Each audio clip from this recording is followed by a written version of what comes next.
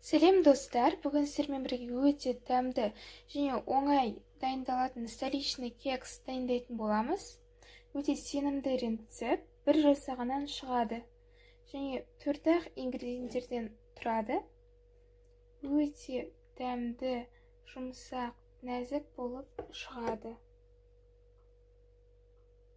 Біздің ең оңай кексімізді дайындау үшін бізге 180 грамм ертілген май, жұмсақ болу керек. 200 грамм қант, ұн және де 3 жұмыртқа керек болады. Және қопсытқыш. Ең алдымен майымызды жақсылап миксерлейміз, ақ пышный массаға дейін.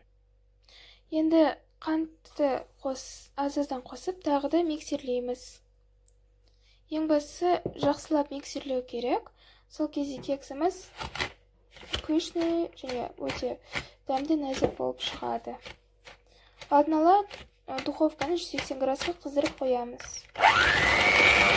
Майымызды қантпен миксерледік. Енді бір-бір жұмыртқадан қосып миксерлейміз.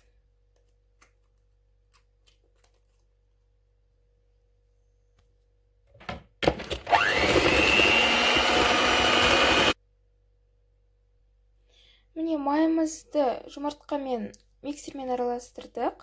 Енді ұнды қосатын боламыз.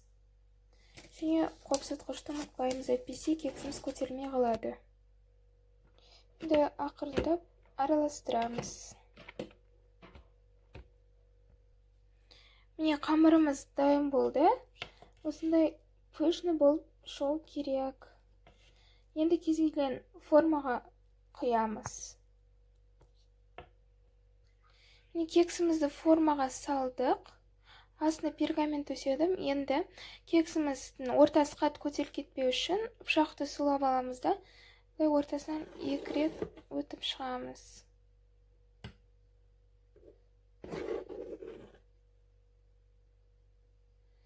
Енді 180 градуста кексіміз көтеріліп және піскенше пісіреміз.